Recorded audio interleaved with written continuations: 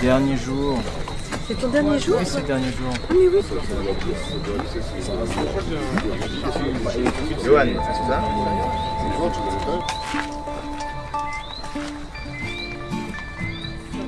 Et action!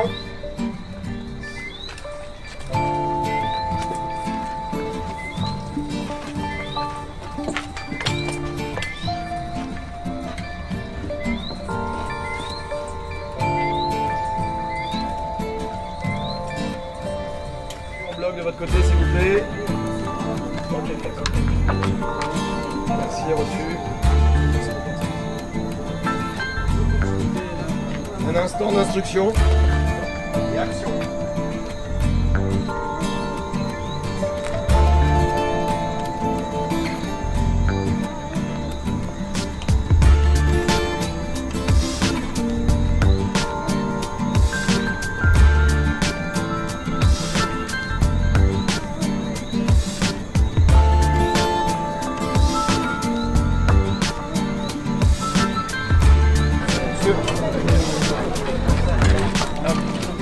Alors,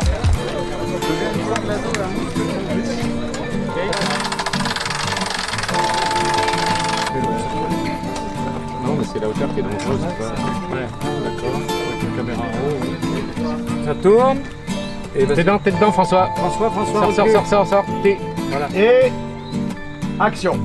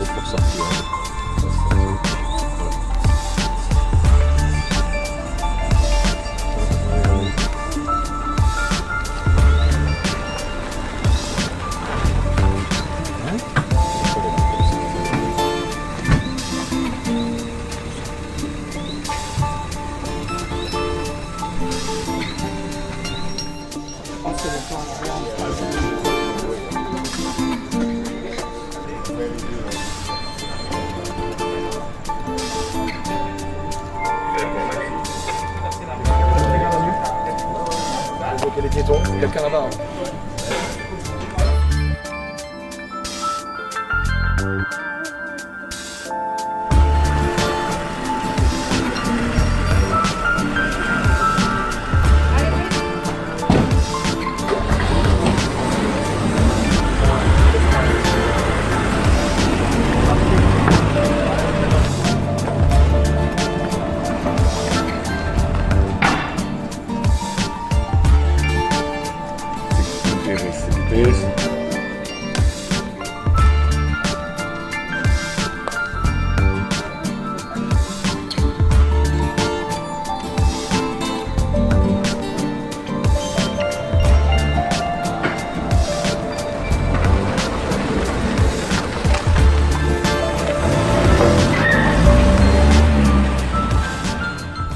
Bonjour, je m'appelle Anouk, je suis la chef coiffeuse de ce film.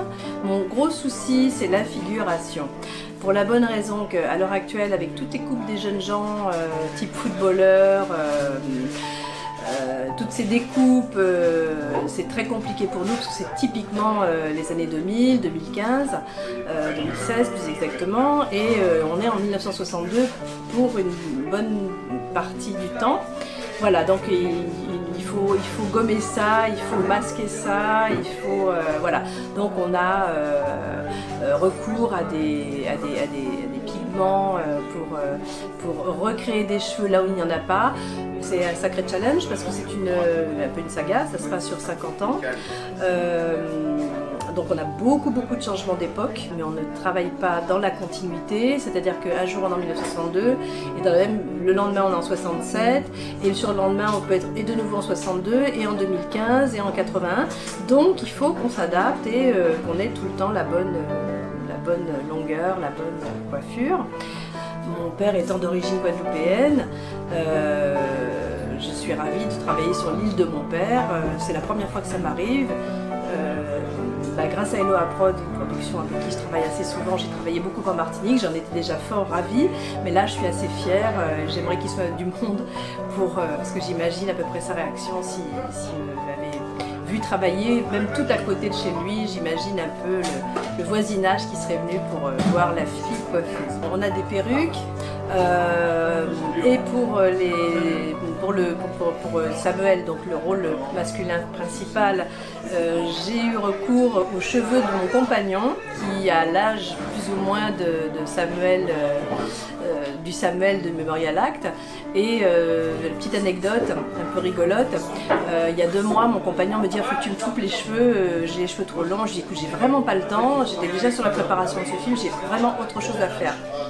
Et au bout de demandes et de demandes, j'ai fini par accepter, plus par intérêt, parce que j'ai eu une idée, je me suis dit je vais récupérer tes cheveux, et ça m'intéresse de te les couper parce que je vais les récupérer et les mettre sur mon comédien. Et voilà pourquoi ça le fait autant, comme on dit, parce que ce sont des cheveux.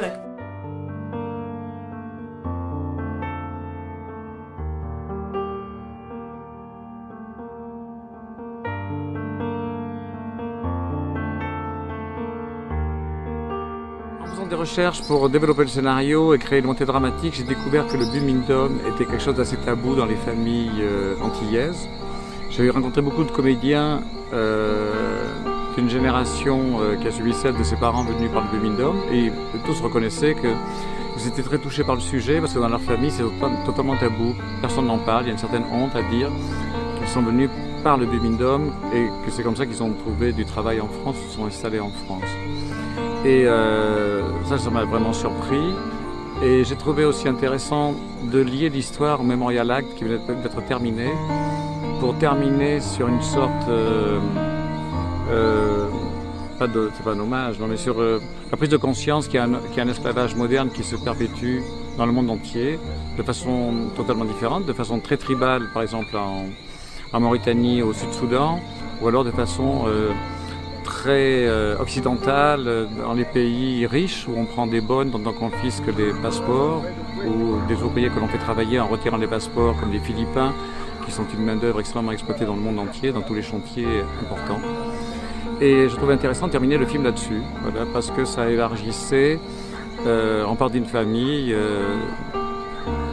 très simple, qui vit dans une case, et on termine au mémorial avec Roselyne qui pour moi symbolise un petit peu ce que peut être Taubira aujourd'hui, qui pour moi est une femme extraordinaire. Et c'est un peu tout ce parcours que je trouve intéressant sur 50 ans. Même à travers une fiction, je pense qu'on peut réveiller chez les gens quelque chose de très personnel. Un sujet qui m'a appris beaucoup de choses, parce que je connaissais bien sûr en vivant à Paris ou en France, tous ces Antillais que l'on retrouve dans l'administration française. Et je ne savais pas qu'ils étaient venus par le Bumindum. J'ai découvert ce que c'était.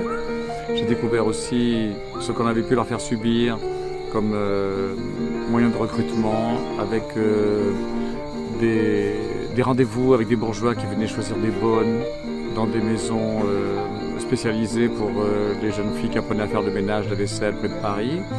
J'ai découvert qu'on faisait ça aussi à des menuisiers vers Toulouse, où on leur demandait de se mettre en endimanché. Et il y avait des patrons qui venaient pour choisir des ouvriers, ce qui était une sorte d'esclavage un peu moderne.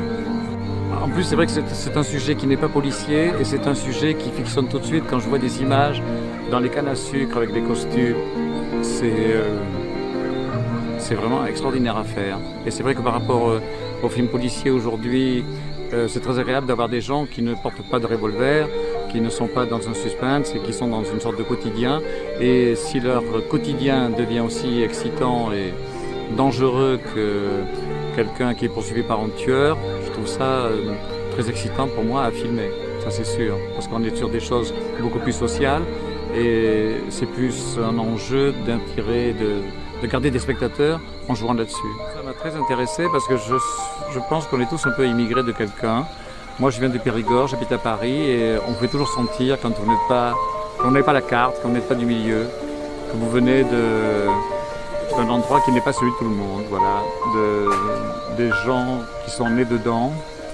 Et donc il y a des places à prendre, mais il faut se battre pour les avoir. Et je pense que les Antillais ont eu le même problème. Donc c'est pour ça que je me sens très proche d'eux. Voilà. Et comme je suis un petit peu du Périgord noir, c'était bien que je fasse ce film. Pour une conférence, vous arrêtez un peu. Là, on est pour une conférence internationale sur l'esclavage moderne. Et vous allez dans cette conférence qui est là-bas. Donc, ce qui m'intéresse, c'est que vous soyez tous répartis. Vous vous dispersez sur le. Oui, moi, je trouve que c'est beaucoup d'importance. Monsieur Lemoine, venez avec Monsieur Lemoine. Je resserrerai un peu. Voilà, je regarde ça. Voilà. Et mettez-vous, s'il vous plaît, mettez-vous dans ce sens-là. Donc tout le monde regarde par là, tout le monde se dirige vers l'entrée du bâtiment, en dessous de la banderole, conférence nationale, internationale sur l'esclavage moderne. Les Péruviens, venez avec moi parce qu'on ne va pas vous voir, vous êtes petits. Mettez-vous là. Voilà. Voilà, comme ça. Et de l'autre côté. Voilà, merci. Très bien. Alors reculez si vous voulez, messieurs. Mettez-vous par là, comme ça, étalez-vous bien. Et on va regarder ça, s'il vous plaît. Donc, action, vous allez tous à votre rythme dans la salle de conférence qui est là-bas.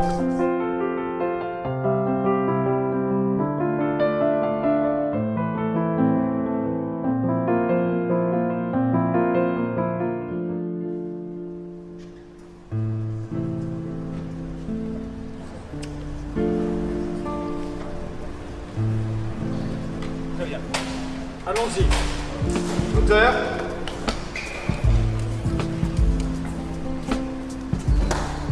L'autre. Tourne au son. Alors, 2 sur 1, 4e. Et action.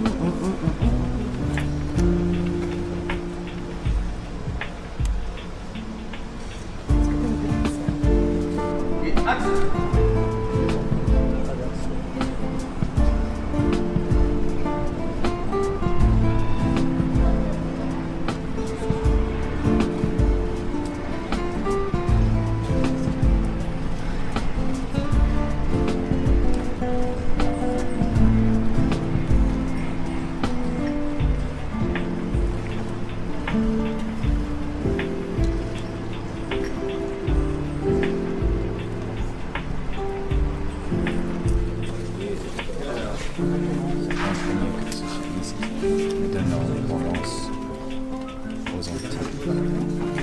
D'autres le craignaient. D'autres encore feraient Bob Marley voir le lendemain des élections. Pourtant, un énorme espoir soulevait la France.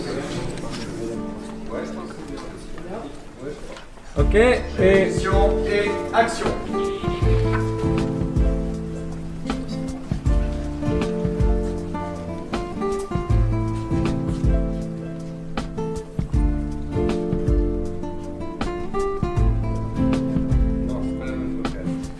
ah, ça oui, vous allez zoomer.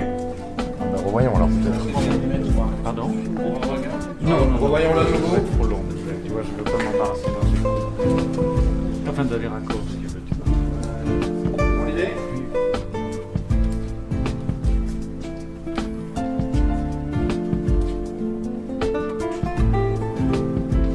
Et action.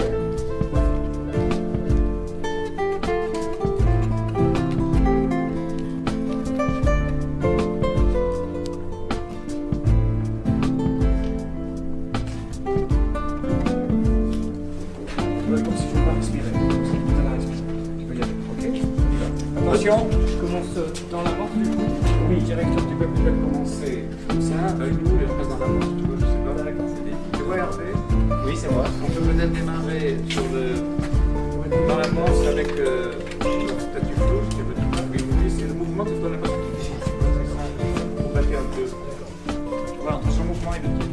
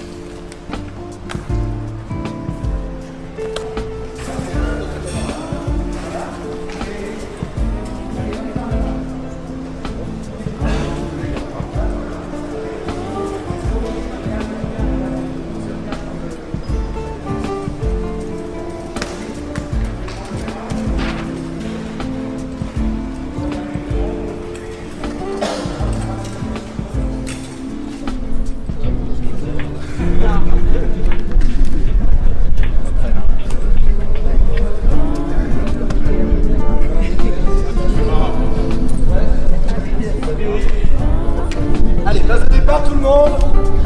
Au début, hein. On regarde la caméra. D'accord? Allez, on y va, attention. Ouais. Et action!